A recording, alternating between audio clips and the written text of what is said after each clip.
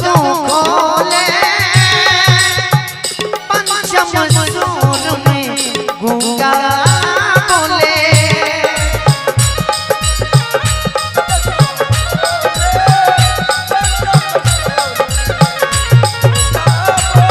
तुम्हारी दया के मैया जब तू खोले पंचम सूर में गूंगा बोले माफ करी हम मैया जब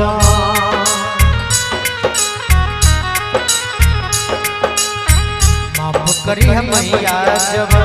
भइल भोगे भूल हो भेजा दानी होता जब कल न कबूल हो